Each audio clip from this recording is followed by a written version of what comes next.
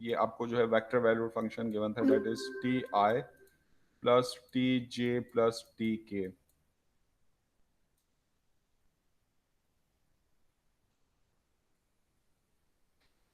तो आप इसका अगर आप डेरिवेटिव लें, इसको टर्म बाय टर्म आप डिफरेंशिएट करते हैं, यानी हर कंपोनेंट डिफरेंशिएट करते हैं आप। एक्स कंपोनेंट टी का डेरिवेटिव 1 होगा, तो ये आई प्लस जे प्लस के, ये इसका डेरिवेटिव है। और आपने ये मालूम करना है कि जब पैरामीटर की वैल्यू 1 है तो फिर इन दोनों वेक्टर्स के दरमियान एंगल कितना है। तो इनमें आप जो है T1 सब्सटीट्यूट कर दें जहां पे आप एंगल निकालना चाहते हैं। तो अगर आप पोजीशन वेक्टर में T1 रखेंगे तो पोजीशन वेक्टर एट T1 यानी पोजीशन वेक्टर एट 1, ये आपके पास क्या हो जाएगा, आई प्लस जे प्लस के। और फिर आप ये एट जब T1 है तो फिर आप ये डेरिवेटिव निकाल लें।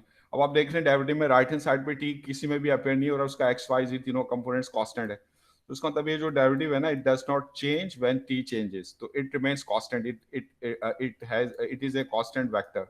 तो अगर आप T1 रख देंगे तो उस पर भी इसकी वैल्यू क्या होगी, आई प्लस जे प्लस के।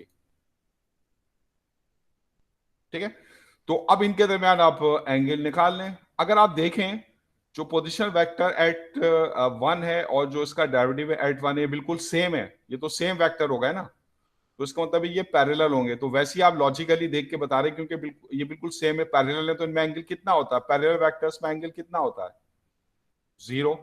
तो ये पोजीशन वेक्टर एट 1 है आपके पास, और यही वैल्यू इसके डेरिवेटिव की है एट 1। तो they both are similar at t is 1। तो हम देख रहे हैं दोनों पैरेलल है, तो इनमें एंगल कितना आना चाहिए, 0 आना चाहिए। ये एक आपको जस्ट हम देख रहे हैं इनसाइड हमें मिल रही है।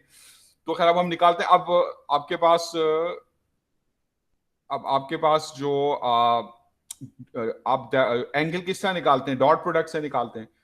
क्योंकि आपको पता है कि अगर दो वेक्टर्स हैं आपके पास, जब आप उनकी डॉट प्रोडक्ट लेते हैं तो वो किसके बराबर होती है, ए बी कॉस थीटा। ए और बी इनके मैग्नीट्यूड्स हैं, तो यहां से हम कॉस थीटा में जो एंगल थीटा वो हम निकाल लेते हैं, तो उसके लिए डॉट प्रोडक्ट हम यूज करते हैं। तो अब ये जो पोजीशन वेक्टर एट 1 है आपके पास, और जो पोजीशन और उसका जो डेरिवेटिव है एट 1, तो उसकी अगर आप डॉट प्रोडक्ट निकालें तो क्या होती है डॉट प्रोडक्ट। अगर कंपोनेंट फॉर्म में आपको वेक्टर्स गिवन हो तो डॉट प्रोडक्ट किस तरह निकालते हैं, एक्स कंपोनेंट से मल्टीप्लाई होता है, इसका एक्स कंपोनेंट 1 है, इसका एक्स कंपोनेंट भी 1 है, तो एक्स एक्स से मल्टीप्लाई होगा तो 1 इंटू 1, वाई वाई से मल्टीप्लाई होगा, वाई कंपोनेंट दोनों के 1 है, तो 1 इंटू 1। इस तरह जेड कंपोनेंट्स दोनों के मल्टीप्लाई होंगे जो कि 1 है।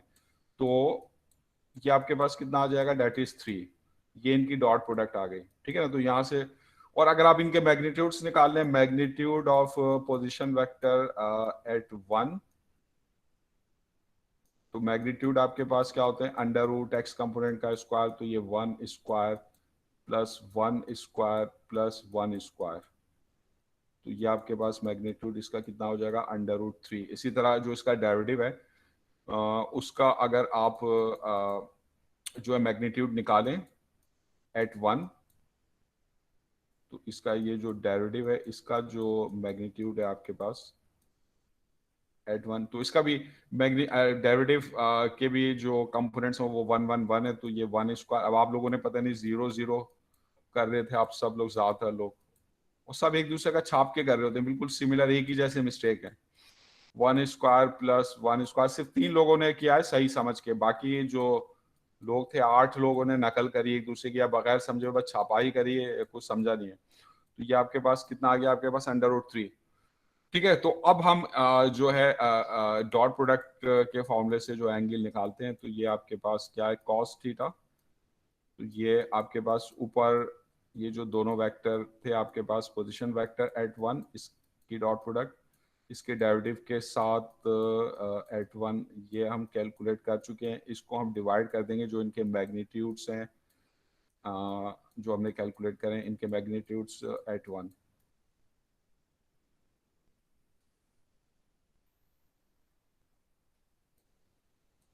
तो रखें अब जो आपके पास डॉट प्रोडक्ट है आपके पास वो कितनी है, 3 है, और दोनों के मैग्नीट्यूड क्या थे, under root 3। Under root 3 into under root 3, तो नीचे under root 3 into under root 3, तो हो जाएगा 3। ये कैंसिल, तो ये आपके पास क्या आ जाएगा, 1 आ जाएगा। तो cos थीटा 1 है तो थीटा आपके पास क्या होगा, इनवर्स 1, इनवर्स कोसाइन ऑफ 1। ठीक है, तो वो कौन सा एंगल होता है जिसका cos 1 होता है, 0। तो 1 का इनवर्स cos जो है आपके पास 0, तो इस तरह ये एंगल आपको मिल जाएगा इन दोनों वेक्टर के दरमियान, दैट इज 0 डिग्री। बात क्लियर है? सही है? जी सर। सही। तो अब और बताएं मुझे, और तो कुछ नहीं पूछना आपने? सर एक रिक्वेस्ट थी। जी।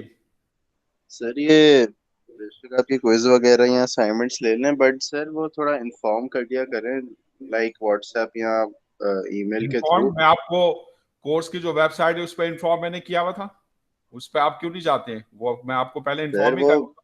सर उसकी नोटिफिकेशन नहीं आती है ना उसका, लाइक ऐसा होता है कि कोई बंदा कोर्स खुले ना और उसमें नीचे वीक में स्क्रॉल करे तो सर फिर जी। जाके वो विजिबल होता है, मतलब बाकी के तो ऐसा आप होता है उसको, कि।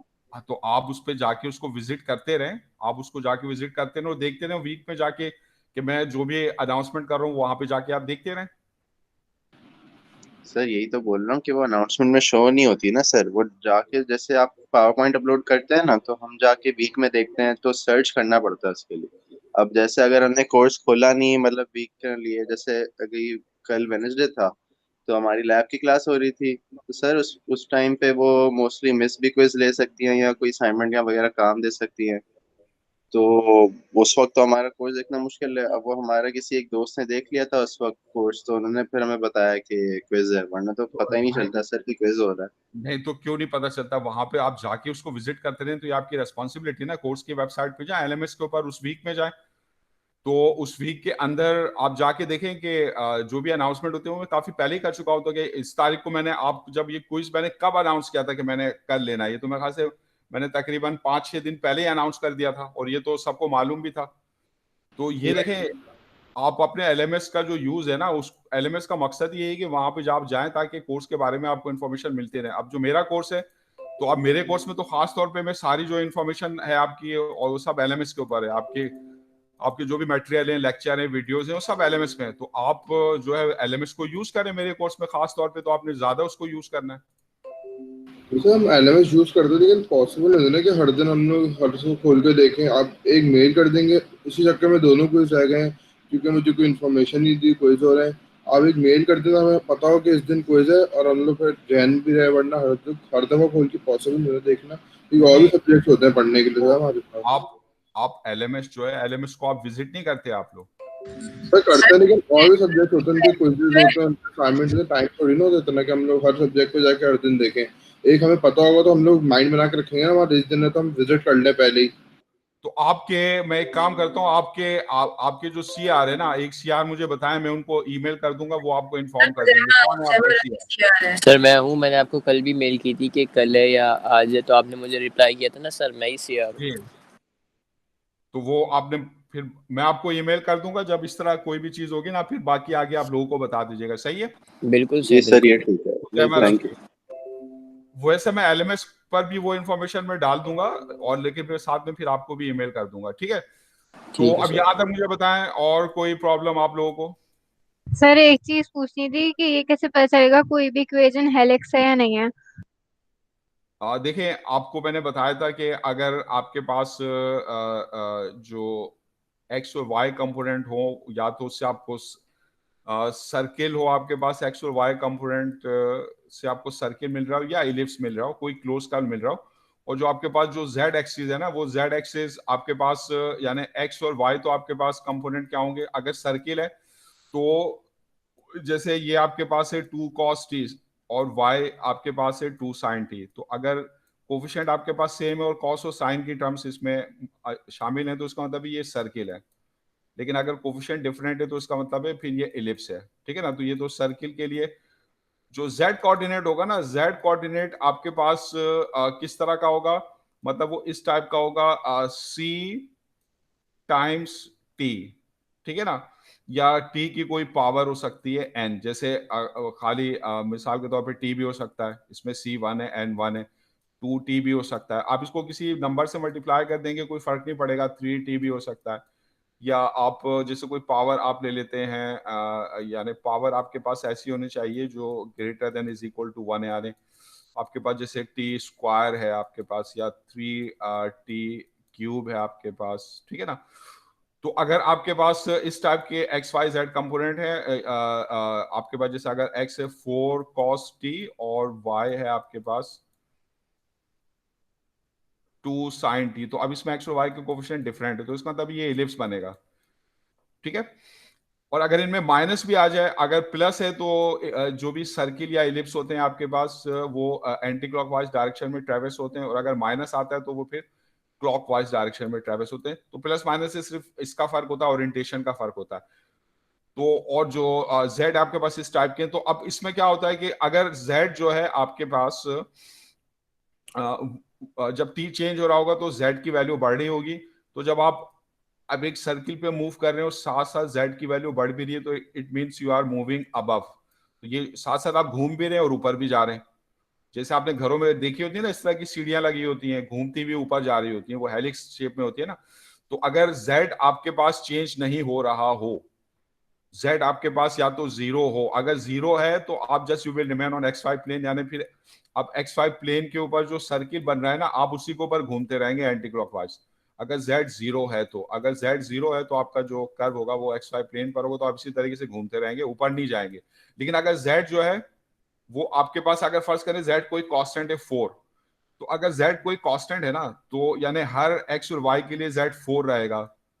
तो अगर आप इमेजिन करें कि z अगर आपके पास कांस्टेंट रहता है और सर्किल के ऊपर, तो ये फिर आपका क्या बनता है, ये सिलेंडर बनता है। फिर ये सिलेंडर बनेगा जिसका z फिक्स होता है। फिर आप आपकी जो सिलेंड्रिकल जो है वो ज्योमेट्री होगी जिसमें z फिक्स है। लेकिन अगर z चेंज हो रहा है, यानी शुरू में आपके पास z की वैल्यू जैसे 0 थी, 0 के बाद 1 हो गई, तो 1 का मतलब है कि आप थोड़ा ऊपर चले गए, यानी आप सीढ़ी पे चढ़ना शुरू कर दिया आपने। फिर z की वैल्यू और बढ़ गई तो आप सीढ़ी पे और अगले स्टेप पे चले गए, यानी इस तरह फिर आप घूमते जा रहे हैं और ऊपर जाते जा रहे हैं। तो फिर ये क्या बन जाएगा आपके पास, ये हेलिक्स बन जाएगा। समझ में आ रही बात, क्लियर है जी? सर ये सिलेंड्रिकल यस शेप सर। कितना बताइएगा, जी, सिलेंड्रिकल शेप वाला जो आपने बताया है ऊपर। अगर अगर फर्ज करें आपके पास, फर्ज करें कि ये कोई आपको वेक्टर वैल्यूड फंक्शन गिवन है, जैसे आपके पास है 2 cos t i, ये इसका x कंपोनेंट आपको दिया हुआ है, और +2 sin t j। तो ये x और y कंपोनेंट देख के आपने बता दिया कि ये तो सर्किल है, ये सर्किल की पैरामेट्रिक इक्वेशन है। इसमें रेडियस जो है वो 2 है, सेंटर ओरिजिन पर है, और फिर आपके पास ये k कंपोनेंट जो है, z कंपोनेंट वो 5 है। तो ये z जो है, ये जब t चेंज हो रहा होगा तो z चेंज नहीं होगा, z विल रिमेन फिक्स 5, ठीक है ना। और जब t चेंज हो रहा होगा तो x और y एक्सिस के ऊपर जो है आपको सर्किल मिल रहा होगा। तो यानी आपने फर्ज करेंगे यहां से जो है, आपने यहां से जो है स्टार्ट किया है, तो इसके ऊपर x और y की वैल्यूज, तो अब जैसे जैसे आप मूव कर रहे होंगे सर्किल के ऊपर वो चेंज हो रही होंगी अकॉर्डिंग टू एंगल थीटा। लेकिन हर t के लिए जो z है वो फिक्स रहेगा, यानी 5। यानी यहाँ पे जो z है वो आपके पास 5 होगा। जब आप घूम के यहाँ आ जाएंगे, यहाँ पे भी z आपके पास क्या होगा, 5 होगा। यहाँ पे आ जाएंगे, यहाँ पे भी z क्या रहेगा, 5 रहेगा। यहाँ पे आ जाएंगे, यहाँ पे भी z 5 है। यहाँ पे आ जाएंगे, यहाँ पे सब पे z 5 है। तो ये ऊपर ये ज्वाइन कर देंगे तो ये क्या बन गया आपके पास, ये सिलेंडर बन गया। सिलेंडर जिसकी हाइट कांस्टेंट होती है, तो यहाँ पे ये जो सिलेंडर है ना, इसकी हाइट 5 है। इसकी जो हाइट है वो z एक्सिस पर, क्योंकि वर्टिकल है z एक्सिस की डायरेक्शन में, तो वो आपके पास कांस्टेंट है, ठीक है ना। तो ये आपको सिलेंडर मिल रहा है। तो ये हेलिक्स आपके पास नहीं, ये सिलेंडर है। लेकिन अगर z आपके पास जो डिपेंड करता है टाइम t के ऊपर, यानी z आपको दिया हुआ है ये tk है, 5k की बजाय tk। तो जब टाइम इंक्रीज हो रहा होगा तो z भी इंक्रीज हो रहा होगा, t0 पे z 0 होगा, फिर t1 पे z 1 हो जाएगा, ये 1 हो गया।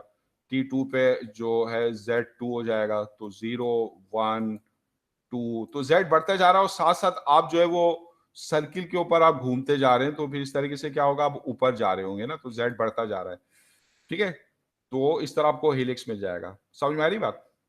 फिर आपको ये सिलेंडर नहीं मिलेगा। और बताएं और क्या पूछना है? ठीक है, क्लियर है? यहां तक प्रॉब्लम्स आपकी सॉल्व हो गया? मैं फिर आगे बढ़ूं? जी सर, थैंक यू। तो अब देखें, आपको पता है कि आपके पास कोई भी जो है वेक्टर वैल्यूड फंक्शन है, तो स्पेस में जब आप उसको प्लॉट करते हैं तो आपको एक स्पेस कर्व मिलता है। तो अब इस कर्व के किसी भी पॉइंट पे जो इस वेक्टर वैल्यूड फंक्शन का जो आपके पास डेरिवेटिव होता है ना, तो वो इसके किसी भी पॉइंट पे टेंजेंट होता है, वो उस टेंजेंट वेक्टर होता है। तो derivative at any point, derivative is tangent to the curve of your vector valued function. तो जो आपके पास वेक्टर वैल्यूड फंक्शन है आर बार, उसका जो डेरिवेटिव है वो एक्चुअली उसके किसी भी पॉइंट पी के ऊपर टेंजेंट है। पी के कोई भी पॉइंट लेंगे तो वहां पे जो उसके डेरिवेटिव की डायरेक्शन होगी वो होगी जो उस पॉइंट पे टेंजेंट की डायरेक्शन है। ठीक है, तो जो डेरिवेटिव होता है आपके पास that is tangent to the curve. ठीक है, तो जो आपके पास derivative of a vector valued function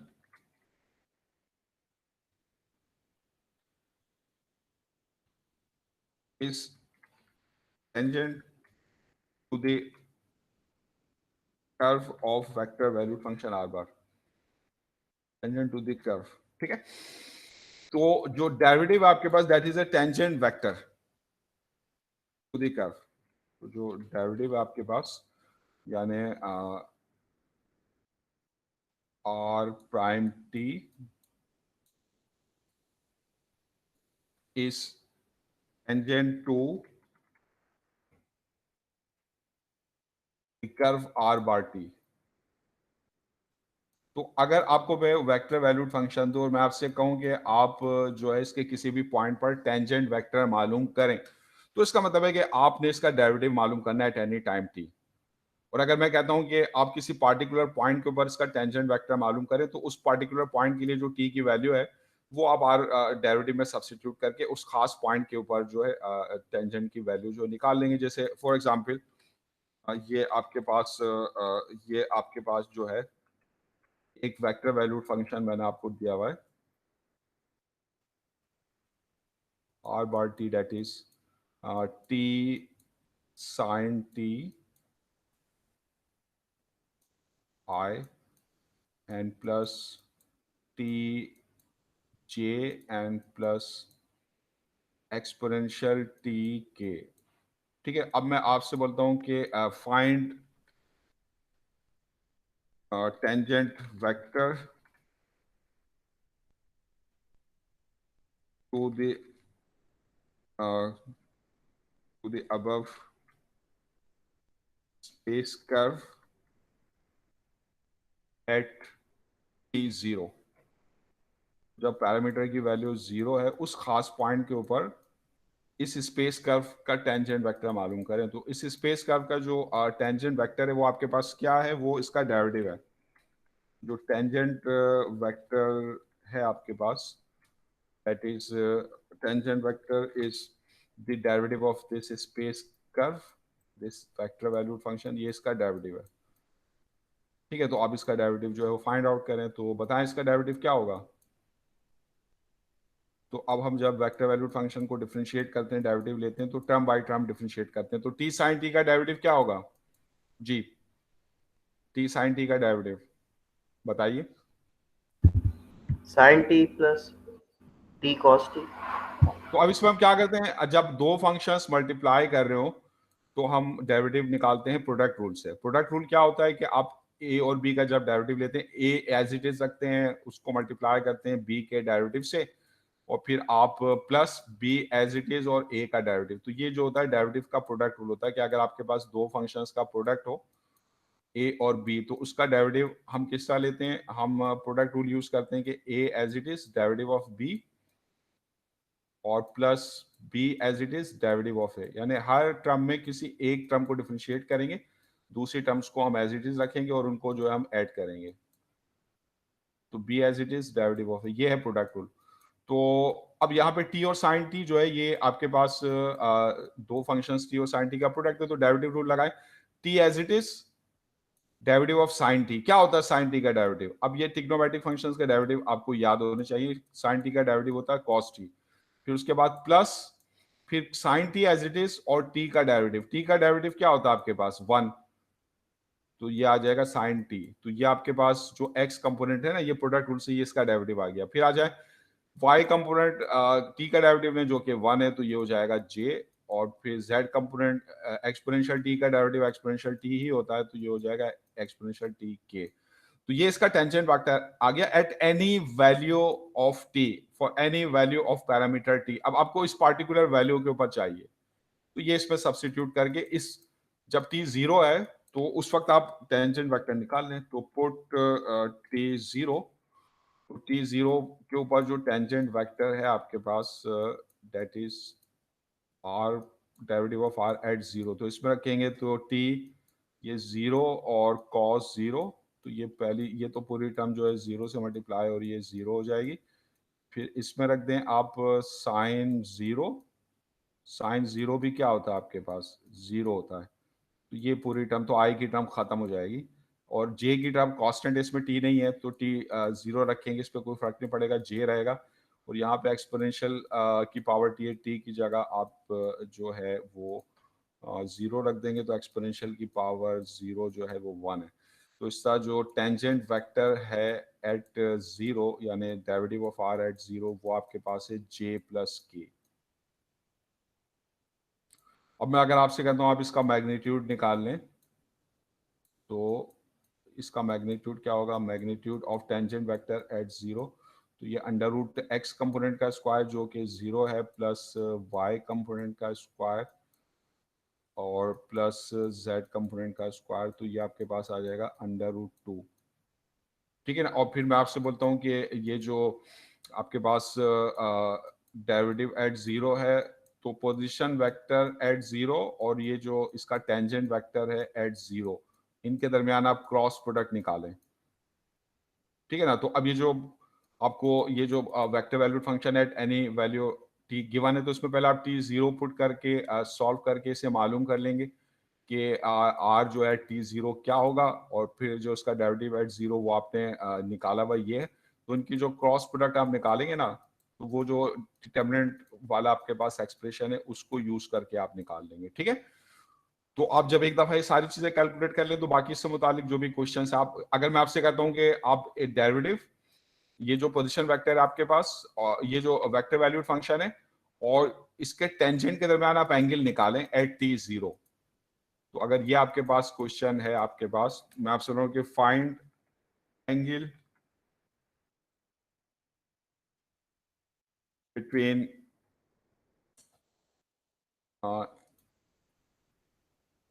between space curve and its tangent vector at t is equal to 0, या t की कोई भी वैल्यू दी हुई है। तो आप पहले t 0 रख के ये जो आपके पास वेक्टर वैल्यूड फंक्शन है, यहाँ पे इसकी वैल्यू फाइंड आउट कर लेंगे क्या होगी। फिर जो आपने इसका टेंजेंट वेक्टर निकाला जो कि इसका डेरिवेटिव है ये, तो अब इसमें 0 पुट करके मालूम कर लेंगे कि 0 के ऊपर जो टेंजेंट वेक्टर है उसकी वैल्यू क्या होगी। ये जब आ जाएंगे, फिर आप इनके दरमियान एंगल जो है डॉट प्रोडक्ट की मदद से निकालेंगे, जिस तरह ये क्रॉस प्रोडक्ट किनके दरमियान निकाला था? क्रॉस प्रोडक्ट जैसे ये आपसे क्वेश्चन है कि मैं आपसे पूछता हूँ कि आप एक क्रॉस प्रोडक्ट निकालें, तो फिर आपसे पूछा जाएगा, तो फिर आप क्रॉस प्रोडक्ट निकाल देंगे। ठीक है? तो बात क्लियर है यहां तक? नहीं सर, कौन सी वैल्यूज आई है? कौन सी वैल्यूज? t 0 के ऊपर मैंने आपसे कहा है कि आप पोजीशन वेक्टर और इसके टेंजेंट के दरमियान क्रॉस प्रोडक्ट निकालें, ये मेरा क्वेश्चन है। ठीक है ना? तो एक क्वेश्चन ये है, तो ये आप किस तरह निकालेंगे? आप पहले जो पोजीशन वेक्टर है ये जो गिवन है, इसमें t 0 पुट करके इसकी वैल्यू फाइंड आउट कर लेंगे। क्या होगी अगर आप t 0 इसमें रखेंगे, इसकी वैल्यू क्या होगी? ये पहली टर्म 0 हो जाएगी, दूसरी टर्म 0 हो जाएगी, और जब एक्सपोनेंशियल की पावर 0 लेंगे तो ये आपके पास जस्ट 1 आएगा। तो ये जो आपके पास ये जो डेरिवेटिव, ये जो पोजीशन, ये जो आपके पास वेक्टर वैल्यूड फंक्शन है, तो 0 के ऊपर इसकी वैल्यू क्या आ जाएगी? जस्ट k आ जाएगी। सही है? और जो इसका हमने टेंजेंट वेक्टर निकाला, इसकी वैल्यू ये है j प्लस के। तो अब इन दोनों में अगर आप क्रॉस प्रोडक्ट निकालेंगे तो क्या होगी, आई जे के जो फर्स्ट वेक्टर है आपके पास जीरो के ऊपर अगर आप इसकी वैल्यू निकालते हैं तो ये एट एनी टाइम टी है जो कि कांस्टेंट वेक्टर है, और जब आप इसमें टी जीरो रख देंगे तो इस पे कोई फर्क नहीं पड़ेगा, ये आपके पास क्या रहेगा, ये के ही रहेगा। ठीक है, तो ये आपके पास आपका वेक्टर वैल्यूड फंक्शन जीरो पे आ गया जो कि के है, और ये डेरिवेटिव या इसका टेंजेंट वेक्टर आपके पास आपने जीरो पे कैलकुलेट कर लिया जे प्लस के। अब इन दोनों की क्रॉस प्रोडक्ट लें तो क्या होगी, आई जे के, तो ये जो आपके पास आर बार है एट जीरो, इसका आई जीरो है तो इसके कंपोनेंट रखते हैं सेकंड रो में, जे इसका जीरो है और इसका के कंपोनेंट कितना है, वन है, और फिर उसका जो टेंजेंट वेक्टर था आर डेरिवेटिव ऑफ आर वो एट जीरो आपने निकाला है जे प्लस के, तो उसका आई कंपोनेंट जीरो है, तो सेकंड लास्ट रो में इसके कंपोनेंट्स रखेंगे, इसका एक्स कंपोनेंट जीरो है, जे वाई कंपोनेंट वन है, के है इसमें तो के कंपोनेंट वन है, तो इसको सॉल्व कर लेंगे तो ये क्रॉस प्रोडक्ट आ जाएगी। सही है, क्लियर है ये बात, जो कि आप सिंपली अगर यहाँ पे देखें तो क्या आएगी आपके पास, इसको अगर आप सॉल्व करते हैं तो ये जीरो और ये आपके पास माइनस वन, तो जो आपके पास जो पहली टर्म है डेट इज आई की वो आपके पास क्या हो जाएगी, जीरो माइनस वन, या इसका एक्स कंपोनेंट हो जाएगा, फिर उसके बाद माइनस जे, तो माइनस जे इस रो कॉलम और रो को हटाएंगे तो ये जीरो माइनस जीरो, तो ये टर्म तो खत्म हो जाएगी डेट इज जीरो, फिर उसके बाद है आपके पास प्लस के, तो के में भी ये जीरो जीरो तो ये खत्म हो जाएगी, तो जस्ट ये आपके पास आ जाएगा माइनस आई।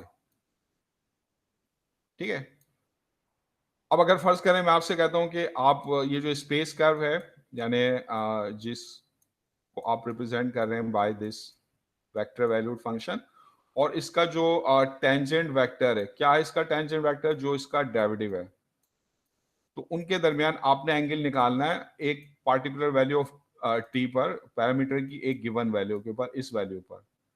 तो पहले ये वैल्यूज जो हैं इन दोनों में आप सब्सटीट्यूट करके इनकी वैल्यू आप फाइंड आउट करेंगे कि what is the value of your vector valued function when t is zero, at zero ये निकाल लेंगे, और फिर what its tangent vector at zero ये निकाल लेंगे आप। ठीक है ना, फिर आप इनके दरमियान एंगल किस तरह निकालेंगे, बाय यूजिंग डॉट प्रोडक्ट, फिर वही कुछ उसी टाइप का क्वेश्चन बन जाएगा जो मैंने आपको क्विज में दिया था। सही है, क्लियर है यहां तक बात, या कोई मसला है जी,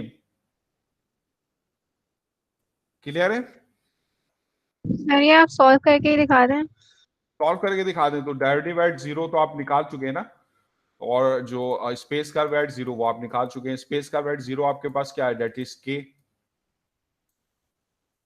डेट इज इक्वल टू के, तो इसका मैग्नीट्यूड क्या होगा, तो जो मैग्नीट्यूड है इसका एट जीरो, तो इसका ये है अंडर रूट एक्स कंपोनेंट का स्क्वायर जो कि जीरो है, जीरो का स्क्वायर, और प्लस वाई कंपोनेंट का स्क्वायर जो कि जीरो है, और के कंपोनेंट का स्क्वायर जो कि वन है, तो ये जस्ट आपके पास मैग्नीट्यूड कितना आ जाएगा, वन, और इसका जो टेंजेंट वेक्टर है दैट इज इट्स डेरिवेटिव, तो जीरो के ऊपर उसकी वैल्यू क्या आपने निकाली थी, ये आपने निकाली जे प्लस के, ये आपके पास जो है जे प्लस के है, तो अब इसका जो मैग्नीट्यूड है वो फिर आप फाइंड आउट कर लें, तो इसका जो मैग्नीट्यूड होगा टेंजेंट वेक्टर का एट जीरो, वो आपके पास क्या होगा, अंडर रूट एक्स कंपोनेंट का स्क्वायर जो कि जीरो है, प्लस वाई कंपोनेंट का स्क्वायर जो कि वन है, और प्लस के कंपोनेंट का स्क्वायर जेड कंपोनेंट का स्क्वायर जो कि वन है, तो ये आपके पास आ जाएगा अंडर रूट टू।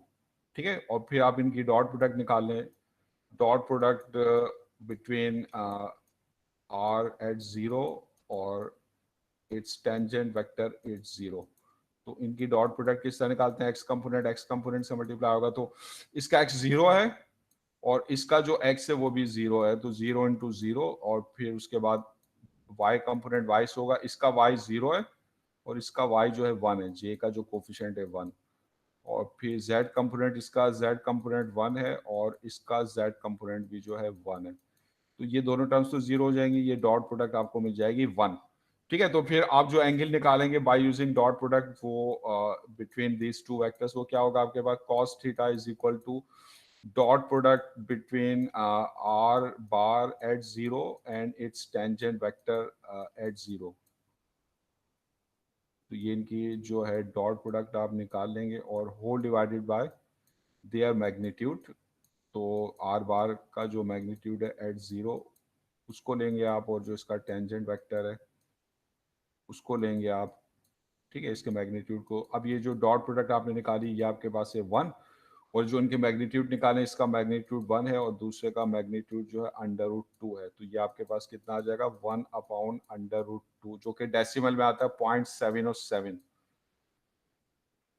0.707। तो अब आप इसका जो इनवर्स कॉस निकाल लें, तो वो कौन सा एंगल होता है जिसका कॉस सर 45। 45 होता है? ये 45 डिग्री आपको मिल जाएगा थीटा। इसको रेडियन में अगर आप लिखेंगे तो रेडियन में कितने रेडियन होता है, ये आपके पास 45 डिग्री π/4 रेडियन, ये π/4 रेडियन, ठीक है ना, ये एंगल मिल जाएगा आपको, ठीक है। तो आपको ये बात याद रखनी है कि जो किसी भी स्पेस कर्व या वेक्टर वैल्यूड फंक्शन आर बार का जो टेंजेंट है वो एक्चुअली उसका डेरिवेटिव है। तो किसी भी वेक्टर वैल्यूड फंक्शन का जो डेरिवेटिव होता है ना वो उसके किसी भी पॉइंट के ऊपर टेंजेंट होता है, ठीक है। तो अब जो यूनिट टेंजेंट वेक्टर हम है वो किस तरह निकालेंगे, यूनिट टेंजेंट वेक्टर। तो हमें पता है कि अब जैसे ये आपके पास कोई भी स्पेस कर्व है और इसके किसी भी पॉइंट के ऊपर ये टेंजेंट वेक्टर है और ये यूनिट टेंजेंट वेक्टर निकालना है। तो इसके किसी भी पॉइंट के ऊपर जो आपके पास टेंजेंट है तो वो इस स्पेस कर्व का डेरिवेटिव है। ये स्पेस कर्व है आपके पास आर बार, तो इसका जो डेरिवेटिव है वो इसके किसी भी पॉइंट के ऊपर टेंजेंट है। तो अगर हम इसके डेरिवेटिव को जो कि इसके ऊपर टेंजेंट वेक्टर है इसके मैग्नीट्यूड से डिवाइड कर देंगे तो हमें यूनिट टेंजेंट वेक्टर मिल जाएगा। तो ये यूनिट टेंजेंट वेक्टर निकालने का फार्मूला है आपके पास, ये मेथड है कि अब ये यूनिट टेंजेंट वेक्टर जिसको हम डिनोट करते हैं कैपिटल टी से ना, तो ये जो है यूनिट टेंजेंट वेक्टर जो है आपको मिल जाएगा। तो अगर आपको किसी भी स्पेस कर्व के किसी भी पॉइंट पे यूनिट टेंजेंट वेक्टर मालूम करना है तो आप क्या करेंगे, पहले उसके आप किसी भी पॉइंट के ऊपर टेंजेंट वेक्टर निकालेंगे जो कि उसका डेरिवेटिव है, फिर उस डेरिवेटिव को उसके आप मैग्नीट्यूड से डिवाइड कर देंगे तो आपको उस पॉइंट पी के ऊपर जो टेंजेंट वेक्टर मिल जाएगा। जैसे एग्जाम्पल है, फॉर एग्जाम्पल ओके, आपको एक स्पेस कर्व ये दिया हुआ है आपको आर बार टी, ये आपके पास है cos t i plus t square j and plus sine t के।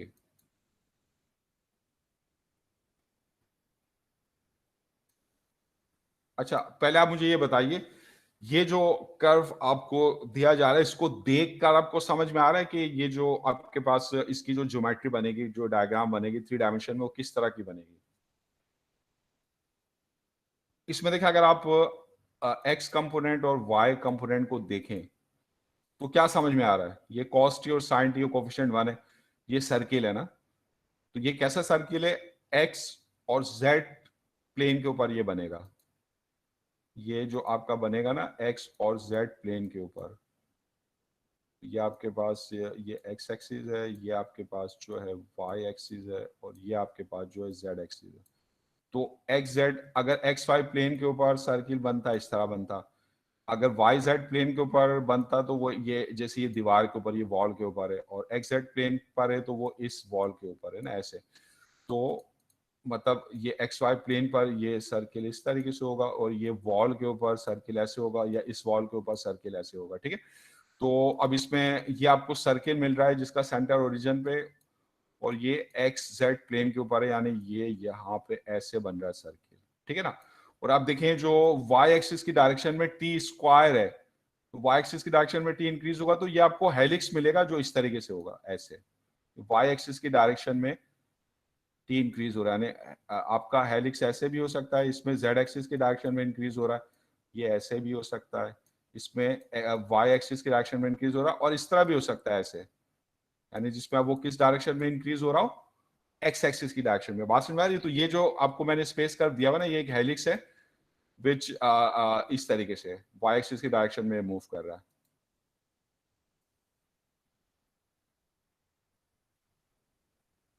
ठीक है, तो अब आ जाए, अब ये तो एक साइड सी चीज हो गई, तो ये आइडेंटिफाई यानी ये पहचान करना आपको आनी चाहिए। तो अब मैं आपसे बोल रहा हूं कि find a unit tangent vector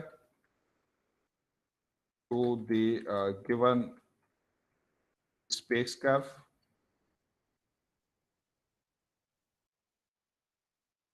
at t is equal to 1। ठीक है, तो जब t आपके पास 1 हो तो वहां पे इस स्पेस कर्व के ऊपर आप यूनिट टेंजेंट वेक्टर मालूम करें। तो सबसे पहले तो आपने ये जो गिवन स्पेस कर्व है ये इसके ऊपर एक टेंजेंट वेक्टर निकालना है।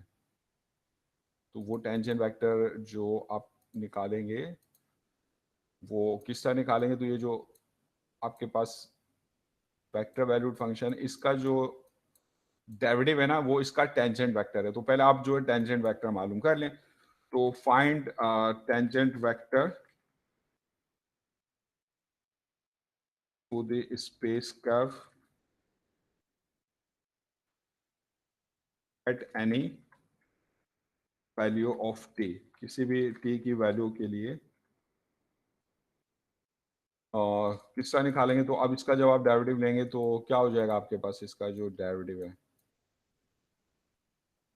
Derivative of T, cos T का डेरिवेटिव क्या होता है माइनस साइन टी। तो कंपोनेंट बाय कंपोनेंट, हर कंपोनेंट वाइज आप जो है डिफरेंशिएट करके इसको निकालने। टी स्क्वायर तो डेरिवेटिव का पावर रूल है, उससे डेरिवेटिव आप निकालेंगे। टी स्क्वायर का डेरिवेटिव 2t और साइन टी का क्या होता है कॉस टी।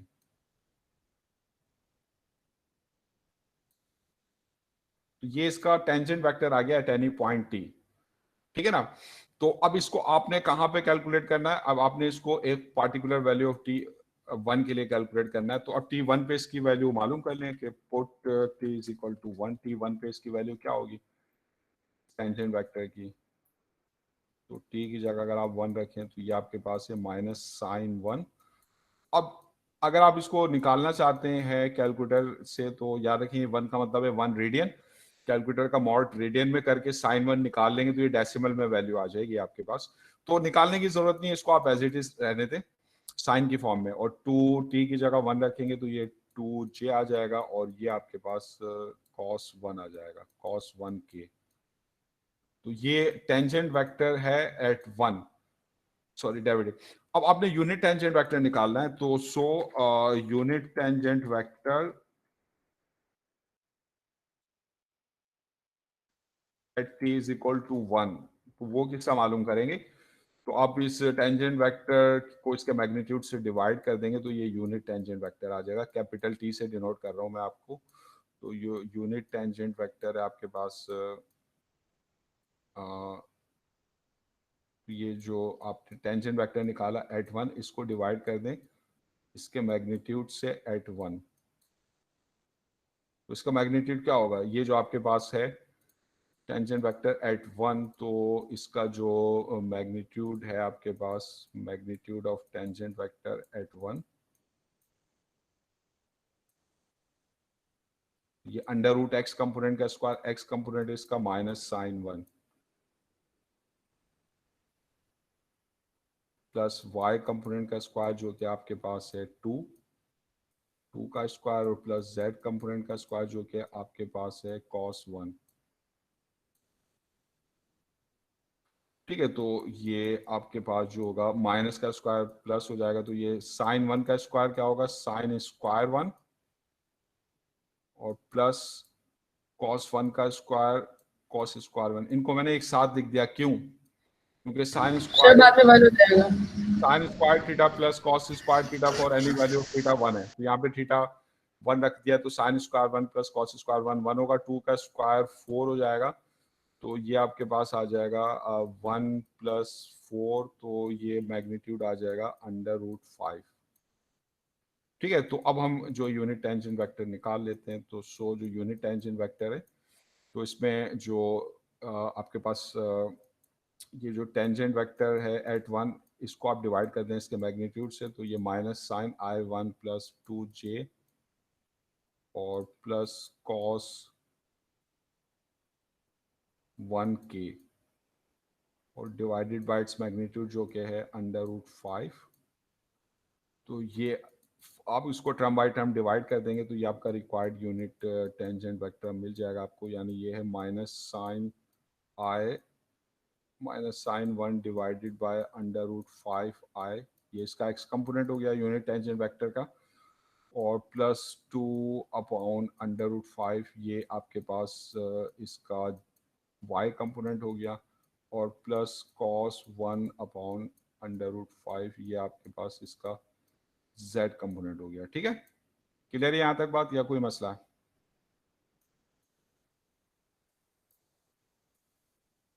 तो अब आ जाए, अब फंक्शंस ऑफ सेवरल वेरिएबल जो है हम उसको स्टडी करते हैं।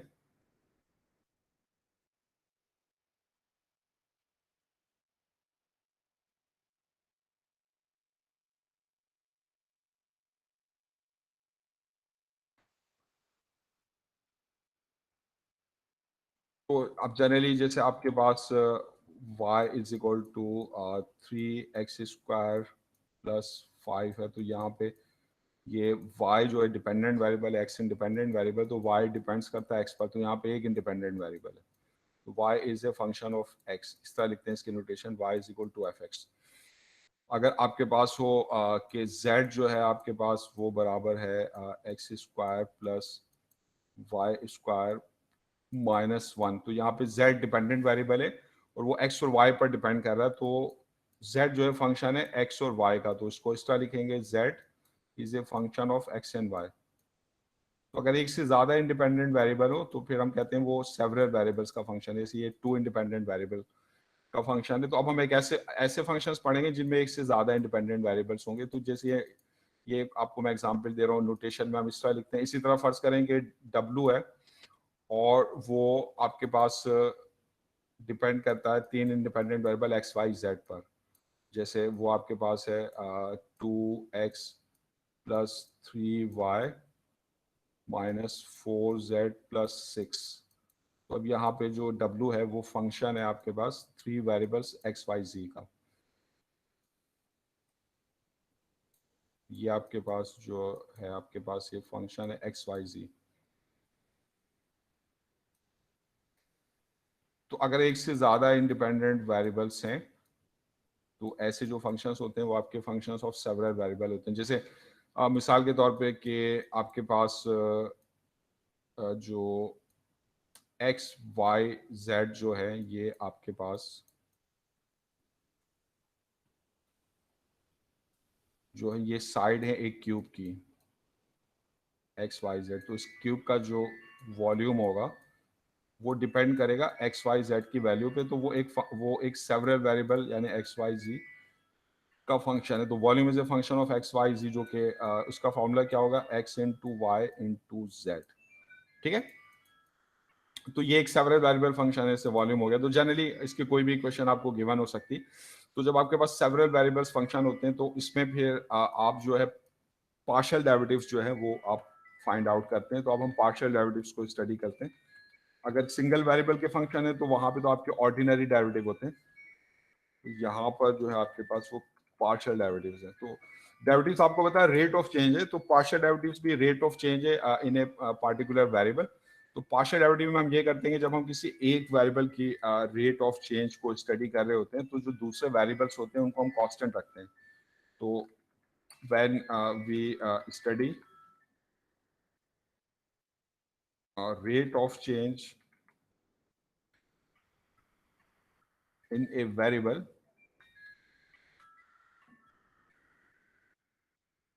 we keep other variables constant. We keep other variables constant. तो जैसे मिसाल के तौर पे अगर हम जो है x की रेट ऑफ चेंज को स्टडी करना चाहते हैं तो जैसे फर्ज करें कि ये आपके पास दिया हुआ कि z जो है वो फंक्शन है x और y का। तो अगर हम y को कांस्टेंट रखें और खाली x को चेंज करें तो फिर जो x की जो रेट ऑफ चेंज है वो आपके पास है, वो है partial derivative of z with respect to x। तो ये पार्शियल डेरिवेटिव के जो है ये आपके पास सिंबल, इसको हम डेल भी पढ़ते हैं, डेल है या डेल्टा है आपके पास। तो पार्शियल डेरिवेटिव के लिए सिंबल यूज करते हैं, ऑर्डिनरी डेरिवेटिव के लिए तो हम कैपिटल D यूज करते हैं, ठीक है, स्मॉल d यूज करते हैं। तो ये जो partial derivative of z with respect to x है, तो इसकी नोटेशन ये भी है, ये f सब x।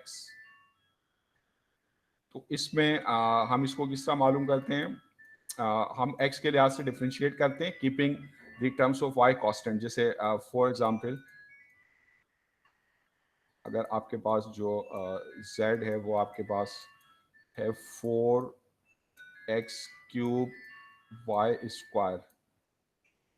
तो अब जब हम इसका पार्शियल डेरिवेटिव निकालेंगे विद रिस्पेक्ट टू x, तो अब इसमें जो x की टर्म है x क्यूब है, सिर्फ इसके ऊपर हम डेरिवेटिव का रूल यूज करेंगे, बाकी 4y स्क्वायर y की जो टर्म है उसको कांस्टेंट समझेंगे। तो क्या हो जाएगा इसका डेरिवेटिव, तो 4 एज इट इज है, x क्यूब का डेरिवेटिव पावर रूल से आपके पास हो जाएगा 3x स्क्वायर, और y स्क्वायर की टर्म जो है वो हमने कांस्टेंट रखी है तो वो एज इट इज रहेगी। तो इसका जो पार्शियल डेरिवेटिव है विद रिस्पेक्ट टू x से आ जाएगा 12x स्क्वायर y स्क्वायर। ठीक है, तो partial derivative of z with respect to x, ये इसकी नोटेशन है। f सब x भी लिखते हैं या z सब x भी हम इसको लिखते हैं इस तरह। ये आपके पास पार्शियल डेरिवेटिव है विद रिस्पेक्ट टू x। इसी तरह अगर हम पार्शियल डेरिवेटिव निकालेंगे विद रिस्पेक्ट टू y, तो z सब y। तो जब हम y के लिहाज से रेट ऑफ चेंज मालूम करेंगे तो जो बाकी वेरिएबल्स की जो टर्म्स है वो कांस्टेंट रखी जाएंगी, यानी यहाँ पे अब x की टर्म जो है उसको हम कांस्टेंट रखेंगे, तो ये partial derivative with respect to y है। तो अब इसमें हम y स्क्वायर की जो टर्म है इसके ऊपर इसको डिफरेंशिएट कर लेंगे, वही जो डेरिवेटिव के रूल्स होते हैं आपके पास उनकी मदद से। तो 4x क्यूब जो है वो आपके पास एज इट इज रहेगा। ये जो कांस्टेंट है x की टर्म वो कांस्टेंट समझी जा रही, y स्क्वायर के ऊपर पावर लगाएंगे तो उसका डेरिवेटिव है 2y। तो ये आपके पास फिर ये हो जाएगा 8x cube y, 8x cube y। समझ में आ रही बात? ठीक है, तो हम कब पार्शियल डेरिवेटिव यूज करते हैं, जब we have more than one independent variables. तो पार्शियल डेरिवेटिव्स भी रेट ऑफ चेंज है, यानी अगर हम ये मालूम करना चाहते हैं कि एक वेरिएबल को चेंज करने से रेट ऑफ चेंज क्या है कीपिंग अदर वेरिएबल्स कांस्टेंट, तो इसको हम कहेंगे उसका पार्शियल डेरिवेटिव। तो पार्शियल डेरिवेटिव ऑफ x का मतलब है कि what is the rate of change in x when y is kept constant. इसी तरह जो पार्शियल डेरिवेटिव ऑफ y होगा उसका मतलब होगा कि what is the rate of change in y variable when x is kept constant. ठीक है, तो ये तो इनके मतलब ये इनके मीनिंग से रेट ऑफ चेंज के। तो अब ज्योमेट्रिकली अगर आपके पास कोई फंक्शन होता है बिटवीन y एंड x, यानी y फंक्शन ऑफ x होता है जिसमें एक इंडिपेंडेंट वेरिएबल है, आपके पास वन इंडिपेंडेंट वेरिएबल है x। तो जब आप इसको प्लॉट करते हैं तो इसका जो प्लॉट बनता है वो xy प्लेन पर कोई कर्व बनता है, कोई भी कर्व है, ये एक प्लेन कर्व बनता है। ठीक है, ये आपके पास क्या है, ये एक प्लेन कर्व है,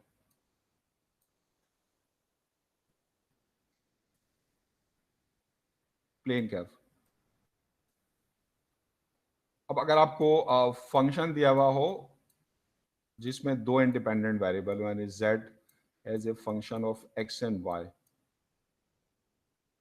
तो अब इसको जब आप प्लॉट करेंगे तो आपको तीन एक्सिस की जरूरत पड़ेगी x y z। तो इसका जो प्लॉट बनेगा ना वो 3 डायमेंशन में इसको आप प्लॉट करेंगे, प्लॉट इन 3D।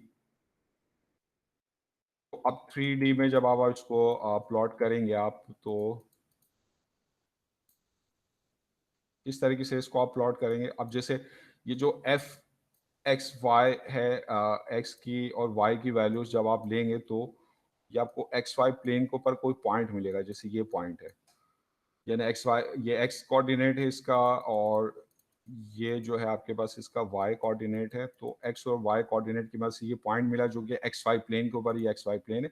और फिर जब आप इसके ऊपर z की वैल्यू कैलकुलेट करके प्लॉट करेंगे तो ये z की value along z axis plot होगी। तो ये आपको जो है ये पॉइंट मिल जाएगा यहाँ पर, ये पॉइंट है ये वाला। ठीक है, तो इससे अगर आप डिफरेंट x और y की वैल्यूज लें, जैसे ये x और y की वैल्यूज, ये एक और ले ली मैंने ये, और फिर इसके ऊपर मैं z की वैल्यू निकालता हूं, तो फर्स्ट करें वो ये पॉइंट आ जाता है स्पेस में। ये पॉइंट आपको मिल रहे हैं स्पेस में, तो ये जो स्पेस में पॉइंट होंगे ना, ये जो इस तरीके से आपको z के मिलेंगे ना, तो ये एक आपकी सरफेस बनाएंगे, ये एक सरफेस के ऊपर होंगे। तो दैट इज ए सरफेस। तो जो आपके पास ऐसे फंक्शन होते हैं जिसमें दो इंडिपेंडेंट वेरिएबल हो, यानी इस टाइप के z is a function of x and y, तो जब हम उनको प्लॉट करते हैं तो हमें जनरली उनको प्लॉट करने से इस स्पेस में एक सरफेस मिलती है, सरफेस इन स्पेस। ठीक है, तो वो सरफेस किसी भी तरह की हो सकती है, वो तो डिपेंड करता है कि z की जो वैल्यू आपको जो फंक्शन दिया हुआ वो किस टाइप का। सरफेस आपकी ऐसे भी हो सकती है, ये इस तरीके से, किसी भी टाइप की सरफेस हो सकती, ये आपका जो है इस तरीके की सरफेस भी बन सकती है। तो कोई भी सरफेस जो है ये आपकी स्पेस के अंदर जो है वो जनरेट हो सकती है। तो ये फंक्शन जनरली जो आपके पास ऐसे फंक्शंस गिवन हो जिसमें एक दो इंडिपेंडेंट वेरिएबल्स हो, तो जब आप डिपेंडेंट वेरिएबल z को प्लॉट करेंगे against different values of x and y, तो you will get A surface in space. ठीक है, बात क्लियर है यहाँ तक? या इसमें कोई मसला है? क्लियर है यहाँ तक बात? जी जी सर क्लियर है। बट सर ये बता दें, is this important for the paper? मतलब हाँ, ऐसे क्वेश्चन देंगे कि मतलब जिसमें हमें 3D में ही ऐसे प्लॉट करना होगा? देखिए, मैं आपको एज सच इस तरह का नहीं दूंगा, क्योंकि आमतौर पे जो आपके पास फंक्शंस होते हैं ना, उनके जो 3 डायमेंशन में जो प्लॉट होते हैं वो बहुत कॉम्प्लेक्स होते हैं, तो उसके लिए हम कंप्यूटर सॉफ्टवेयर जो होते हैं यूज करते हैं, जैसे मैथमेटिका की मदद से हम जनरेट कर सकते हैं, मैपल की मदद से जनरेट कर सकते हैं। कुछ बहुत सिंपल से कर्व हैं जिनको आप विजुअलाइज कर सकते हैं, और तो वो कुछ खास टाइप्स के कर्व वो मैं आपको बता दूंगा, जैसे पैराबोलाइड है, इलिप्सॉइड वगैरह है, या स्फीयर है। अब जैसे स्फीयर आपको पता है वो आराम से आप ड्रॉ कर सकते हैं, लेकिन अब जनरली जब बहुत कॉम्प्लिकेटेड सरफेसेस हो जाती है तो फिर उनको ड्रॉ करने के लिए हम सॉफ्टवेयर यूज करते हैं। तो मैं आपको एज सच इस टाइप के नहीं दूंगा कि आप उनको ड्रॉ करें। मैं कुछ आपको जो सिंपल जो स्टैंडर्ड सरफेसेस हैं वो मैं आपको बता दूंगा, ताकि आप उनको आइडेंटिफाई कर सकते हो और फिर उनको आप ड्रॉ कर सकते हो। लेकिन जनरली जो है मैं आपको इस ड्रॉ करने के लिए 3 डायमेंशन में नहीं दूंगा। समझ में आ रही बात?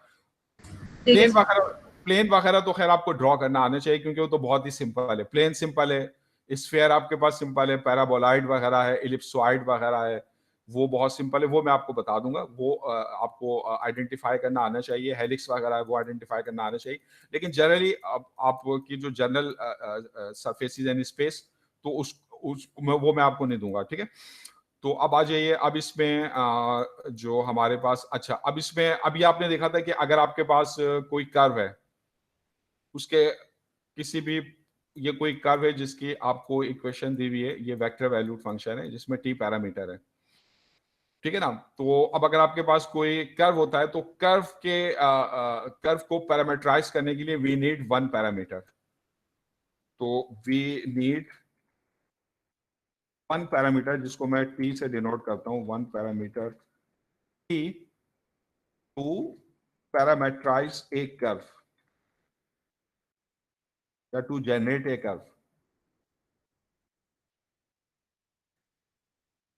तो एक कर्व को जनरेट करने के लिए हमें एक पैरामीटर की जरूरत है। तो generate a curve in space we need one parameter. अच्छा, अब आ जाइए, अब सरफेस को जनरेट करना है अगर आपने। अब सरफेस यानी ये कर्व है, अगर आप फर्ज करें इसको इस तरह खींचते हैं, ये सरफेस बन जाती है।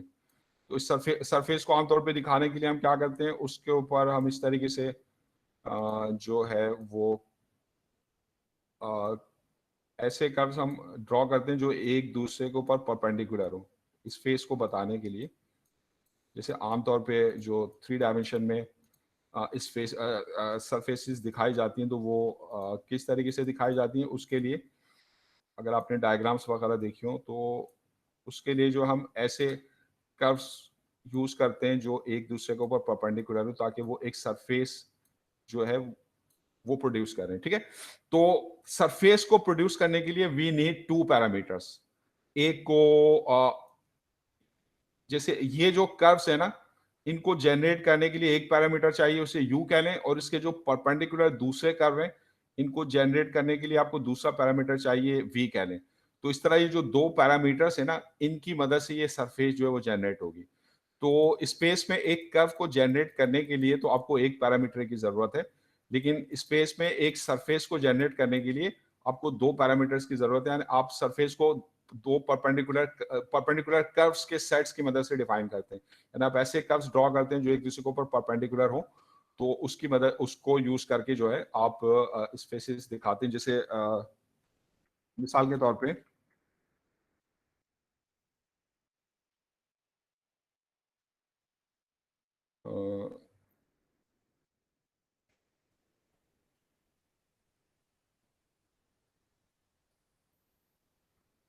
तो इसमें हमारे पास क्या, तो we need use two parameters u and v से उनको हम डिनोट करते हैं आमतौर पे, u and v to generate or produce a surface in space.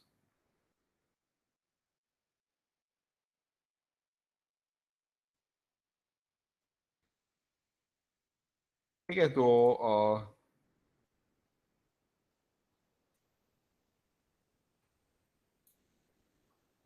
जब भी हमें एक कर्व को पैरामीटराइज करना होगा तो उसको जो है हम एक पैरामीटर की मदद से जो है पैरामीटराइज करेंगे सरफेसेस।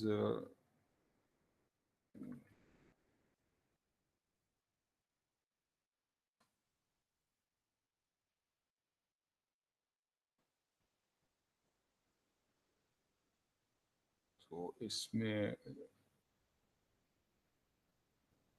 क्या आपको नजर आ रही है, ये सरफेसेस नजर आ रही है आपको? Yes sir.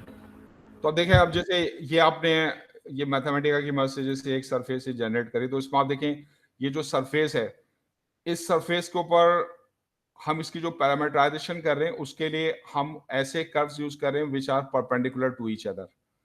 उससे जो ये सरफेस जो है वो हमें समझ में आ रही है कि ये जो सरफेस है इसमें कहीं पर ट्रफ्स हैं आपके पास, कहीं पर आपके पास जो है क्रेस्ट है आपके पास, कहीं पे सरफेस है दबी हुई है, कहीं पे ये सरफेस जो है इसके अंदर जो है प्रोनाउंसिएशन है, ठीक है ना, कहीं पे स्लोप ज्यादा है, कहीं पे स्लोप कम है। तो इस तरीके से जो ये जो सरफेसेस है ना, आप इनको पैरामीटराइज करते हैं। उसके लिए जो पैरामीटराइजेशन के लिए आप use two curves which are perpendicular to each other, ठीक है ना। तो ये जो डिफरेंट सरफेसेस आपके पास हैं, तो ये जो हमारे पास जो हम ऐसे कर्व्स यूज करते हैं जो एक दूसरे पे परपेंडिकुलर हो, तो इसकी मदद से जो हमारी सरफेस की जो ज्योमेट्री है, जो शेप है, वो हमें समझ में आ जाती है, ठीक है ना। तो जैसे एक लाइंस बोतल है आपके पास, और ये जैसे डिफरेंट सरफेसेस आपको दी हुई हैं, तो आप देखिए जैसे ये आपका डोनट है, तो इसमें एक जो आपने पैरामीटराइजेशन के लिए जो कर्व यूज किया है जैसे सर्कुलर है, दूसरा उसके ऊपर परपेंडिकुलर है। तो जनरली हम जो है दो पैरामीटर्स यूज करके जो है अपनी सरफेसेस को जो है वो पैरामीटराइज करते हैं, ठीक है। सही, थोड़ा सा ऊपर कर सकते हैं, मैं लिख रही थी। जी, ये तो मिल जाएगी आपको, लेक्चर स्लाइड्स मैं अपलोड कर देता हूँ, वो आप डाउनलोड कर लेते हैं ना, आपके लेक्चर्स के फोल्डर में सारे लेक्चर्स हैं, तो वो वहां पे जाके आप डाउनलोड, ये आपको मिल जाएगा वहां पे लेक्चर, सही है। ओके। तो अब अगर आपके पास फर्ज करें कि आपके पास ये आपके पास जो है एक फंक्शन है जिसमें डिपेंडेंट वेरिएबल जो है आपके पास वो z है, और इंडिपेंडेंट वेरिएबल्स आपके पास x एंड y। तो आपको पता है कि जब आप इसको प्लॉट करेंगे तो आपको जो है एक सरफेस मिलेगी, जैसे वो जनरली सरफेस, ये आपके पास कोई सरफेस है, तो इसको पैरामीटराइज करने के लिए आप जो कर्व्स यूज करेंगे वो एक दूसरे के ऊपर परपेंडिकुलर होंगे, दो पैरामीटर यूज करेंगे u एंड v।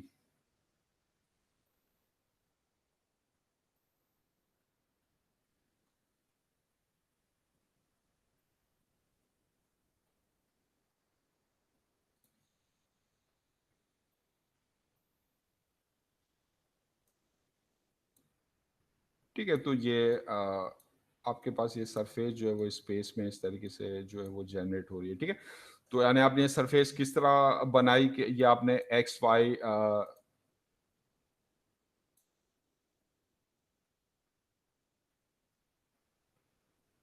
ठीक है, तो x और y की वैल्यूज यहाँ पे मिलेंगी आपको एक्स वाई प्लेन के ऊपर, और इसके अगेंस्ट जो z की वैल्यू आपको मिलेगी वो इस सरफेस के ऊपर मिलेगी। ये सरफेस इस तरह आप ये मुख्तलिफ x और y की वैल्यूज जो हैं वो जब आप प्लॉट करेंगे और उनका अगेंस्ट z प्लॉट करेंगे, तो वो जो z के जो पॉइंट्स इस तरह स्पेस में आपको मिल रहे हैं उनको अगर आप ज्वाइन कर देंगे वो एक सरफेस के ऊपर होंगे, तो इस तरह ये सरफेस जो है वो प्रोड्यूस हो रही है, ठीक है।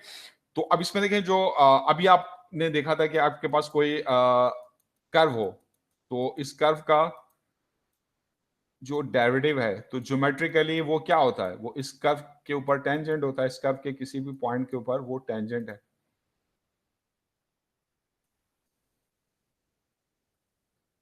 तो जो किसी कर्व का डेरिवेटिव है वो उसके कर्व के किसी भी पॉइंट के ऊपर टेंजेंट है। तो अब स्पेस में भी जो डेरिवेटिव्स हैं ज्योमेट्रिकली दे आर टेंजेंट। तो जो अब आपके पास यहाँ पे जो पार्शियल डेरिवेटिव ऑफ z है विद रेस्पेक्ट टू x, जो कि आपको बताता है rate of change of x, rate of change of z with respect to x। तो ये आपके पास जो x एक्सिस की डायरेक्शन में जो आपके पास कर्व है ना, ये जो x एक्सिस की डायरेक्शन में कर्व आपके पास है ये इनके ऊपर टेंजेंट है। तो ये आपके पास जो है partial derivative of z with respect to x है। तो ये जो x एक्सिस की डायरेक्शन में जो पैरामेट्रिक कर्व है इसके ऊपर टेंजेंट है, और जो पार्शियल डेरिवेटिव ऑफ z है विद रिस्पेक्ट टू y, ये भी टेंजेंट है, लेकिन ये टेंजेंट है in the direction of y। तो ये जो y एक्सिस की डायरेक्शन में जो कर्व है ना ये इसके ऊपर टेंजेंट है।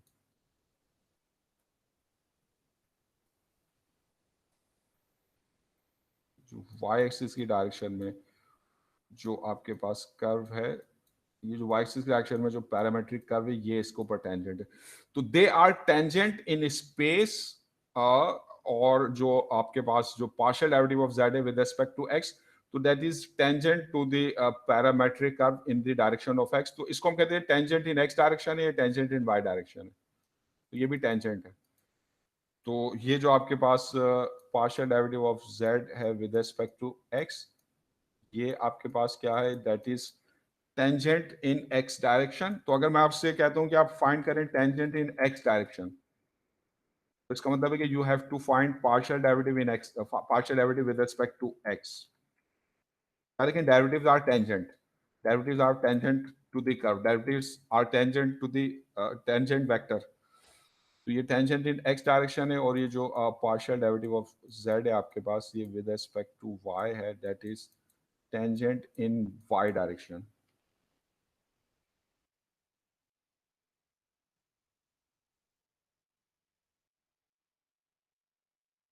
ठीक है ना। अब जैसे for example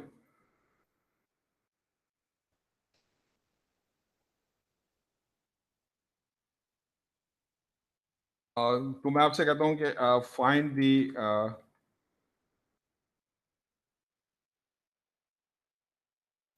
find the tangent in x and y directions to the surface। ये सरफेस आपको दी हुई है, ये आपके पास है z is equal to x square y plus x into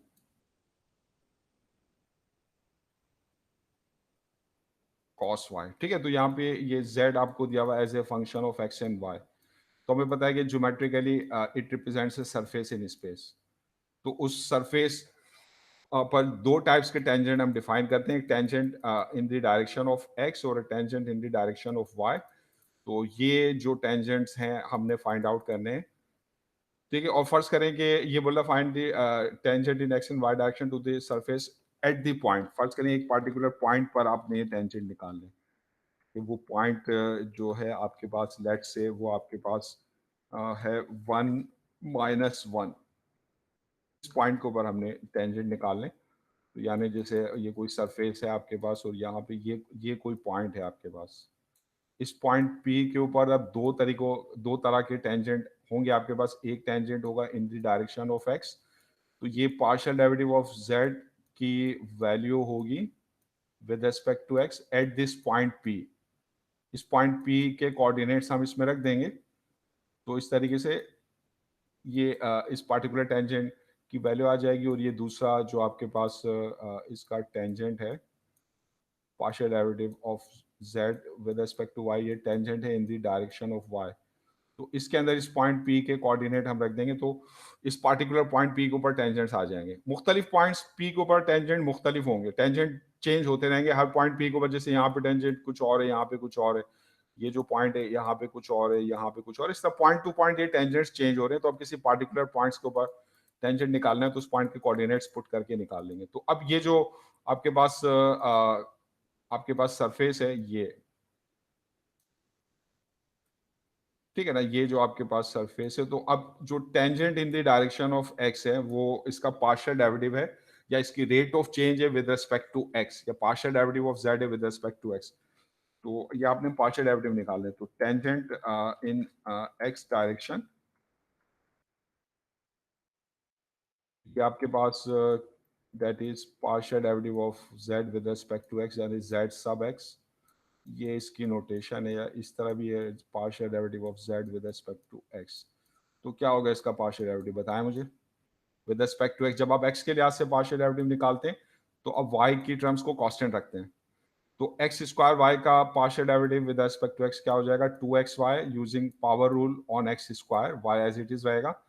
और x cos y, ये cos y की टर्म है तो ये तो कांस्टेंट रखेंगे, x का पार्शियल डेरिवेटिव लेंगे विद रिस्पेक्ट टू x जो कि 1 है, तो ये आपके पास हो जाएगा cos y। सही है, समझ गए या कोई प्रॉब्लम है।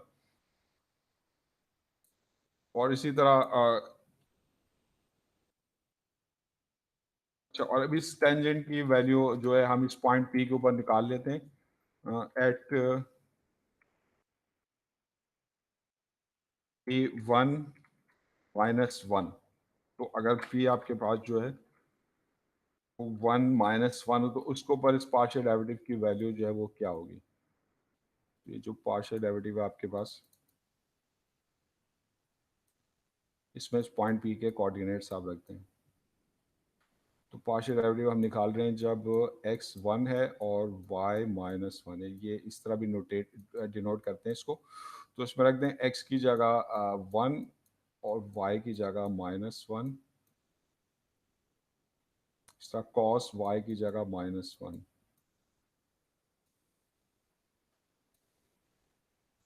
तो ये हो जाएगा -2 cos minus theta, cos theta होता है तो ये cos 1 हो जाएगा। अब कैलकुलेटर से आप इसकी वैल्यू निकाल सकते हैं। कैलकुलेटर ये 1 का मतलब है 1 रेडियन, तो cos 1 ये डेसिमल में आ जाएगा, -2 में ऐड कर देंगे। तो आप चाहें डेसिमल में निकाल लें कैलकुलेटर यूज करके, या इसको यहाँ पर भी छोड़ सकते हैं आप, ठीक है। ये तो टेंजेंट आ गया इन x डायरेक्शन। फिर आपके पास है टेंजेंट इन y डायरेक्शन।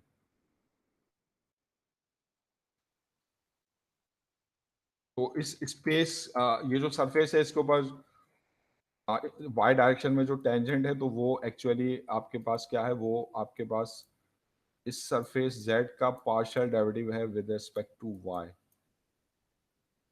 जिसको आप z सब y भी से भी डिनोट करते हैं।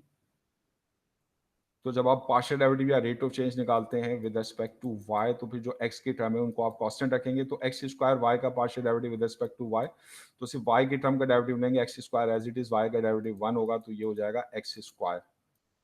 सही है, -2 माइनस कॉस नहीं होगा। -2 प्लस cos 1 है, माइनस cos माइनस थीटा जो होता है ना वो cos थीटा होता है। अगर cos के साथ कोई नंबर है नेगेटिव, cos माइनस थीटा, तो वो फिर cos थीटा के बराबर है। तो cos -1 cos 1 है, तो ये प्लस माइनस माइनस नहीं होगा, आपके पास cos माइनस थीटा होता है, cos थीटा, ठीक है। अच्छा, इसका एक्स स्क्वायर आ गया आपके पास, और फिर cos y, x cos y में x एज इट इज रहेंगे, cos y का डेरिवेटिव लेंगे विद रिस्पेक्ट टू y जो क्या होगा माइनस साइन y, cos का डेरिवेटिव होता है माइनस साइन, तो ये हो जाएगा आपके पास -x sin y। तो ये टेंजेंट है इन वाई डायरेक्शन। अब इसको अगर आप कैलकुलेट करते हैं इस गिवन पॉइंट के ऊपर, पी जब 1 और -1 हो तो यहाँ पर इसकी वैल्यू क्या होगी, तो ये tangent in the direction of y जो है ये partial derivative of z with respect to y, तो ये इसको कैलकुलेट कर रहे हैं जब x 1 है और y -1 है। तो इसमें पुट कर दें कोऑर्डिनेट x की जगह 1 और माइनस x की जगह 1 और साइन की जगह साइन x, y की जगह -1। तो साइन -1 क्या होगा, माइनस साइन 1। साइन -1 ये होता है minus sine 1। Sine minus theta होता है माइनस साइन थीटा। तो इस तरह ये माइनस बाहर आ जाएगा तो ये माइनस माइनस प्लस हो जाएगा, माइनस साइन -1 होगा माइनस साइन 1। तो ये आपके पास जो है माइनस माइनस प्लस, तो ये 1 + साइन 1 हो जाएगा। तो आप कैलकुलेटर से चाहे इसको आप डेसिमल में निकाल सकते हैं, इसको यहाँ पे छोड़ दें, ठीक है ना। समझ गए आप, या इसमें कोई प्रॉब्लम है जी? हाँ क्लियर है बात? Yes sir. Yes sir. तो अब देखें, अब जैसे जो आप पढ़ते हैं सिंगल इंडिपेंडेंट वेरिएबल के फंक्शन, सिंपल से फंक्शन है y is a function of x, तो उसमें हम क्या करते हैं, जब हम x को चेंज करते हैं लेट से बाय डेल्टा x, तो x की जो न्यू वैल्यू है after change it becomes x plus delta x, ठीक है। तो जब आपका जो फंक्शन है वो आपके पास x होता है तो इस पर इसकी जो वैल्यू होती है आउटपुट वो y होता है। तो जब आप x को चेंज करेंगे इंडिपेंडेंट वेरिएबल को, तो it will also change, it will affect your dependent variable, क्योंकि because y depends on x। तो अगर x चेंज होता बाय डेल्टा x, तो इसकी कॉरस्पॉन्डिंग जो y में चेंज होगी वो डेल्टा y होगी। तो y की जो न्यू वैल्यू होगी आपके पास वो होगी y प्लस डेल्टा y, ठीक है। तो ये न्यू वैल्यू उस वक्त होगी जब x की value x plus delta x है। तो x के ऊपर फंक्शन की वैल्यू y है, और जब x चेंज हो बाय डेल्टा x तो उसकी जो न्यू वैल्यू होगी x प्लस डेल्टा x, इस पर जो फंक्शन की new value y plus delta y है, ठीक है। तो इसको मतलब नोटेशन में जो हम लिखते हैं, जो डेरिवेटिव की डेफिनेशन है जिसको हम डिफाइन करते हैं, वो मैं आपको नोटेशन बता रहा हूँ ताकि पहले भी आप ये चीज़ें पढ़ चुके, मैं दोबारा बता देता हूँ। तो y प्लस डेल्टा y जो है आपके पास वो फंक्शन की वैल्यू है at x plus delta x। तो x की जगह आप जो इसकी न्यू वैल्यू है वो पुट करते हैं, तो ये आपके पास function at x plus delta x है। तो यहाँ से जो आपके पास डेल्टा y है वो आपके पास क्या होगा, यानी change in y, change in function. तो फंक्शन की value at x plus delta x, ये फंक्शन की न्यू वैल्यू है। इसमें से माइनस कर देंगे हम y को, जो कि इसकी ओल्ड वैल्यू है और जो कि fx है। तो जो डेल्टा y है change in dependent variable, that is value of function at x plus delta x, ये फंक्शन की न्यू वैल्यू माइनस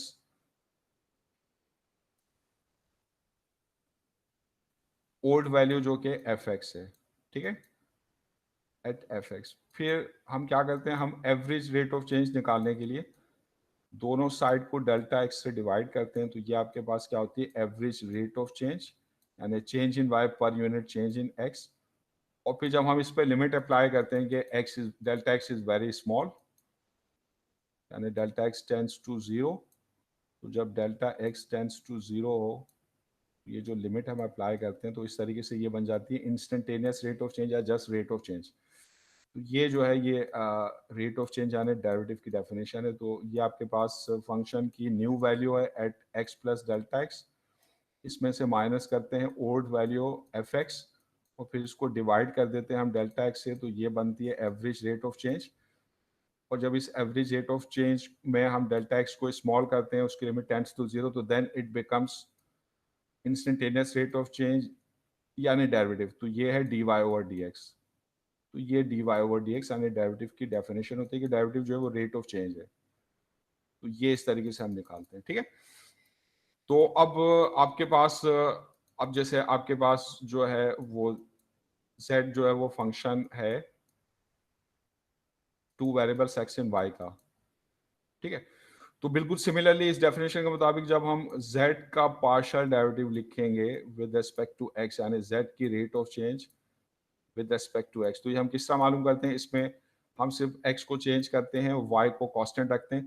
तो ये जो आपके पास फंक्शन है, इसमें x में जो चेंज हो रही है वो हो रही है डेल्टा x।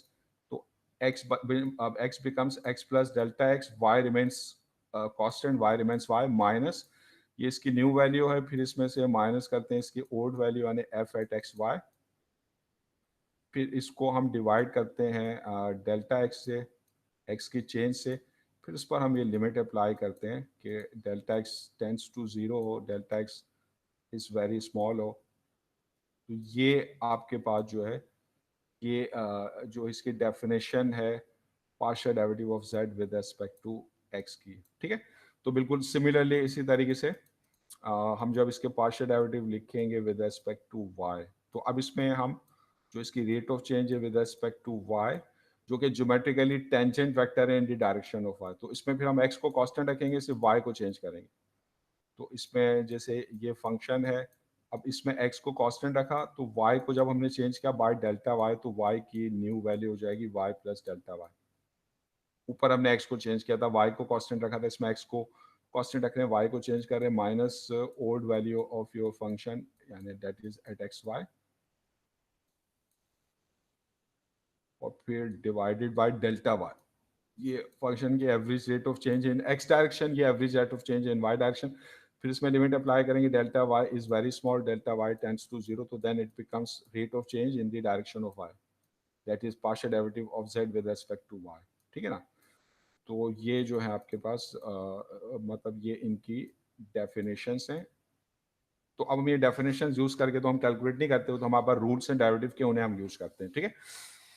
तो समझ गए यहाँ तक? ये इसमें किसी को कोई मसला कुछ पूछना है? जी सर आप ब्रेक दे दें। अच्छा, 10:51 है तो मैं आपको आधे घंटे का ब्रेक दे रहा हूँ। 10:51, अब 11:21 पे फिर दोबारा क्लास शुरू हो जाएगी, सही है? Okay sir, thank you. Okay, खुदा हाफिज।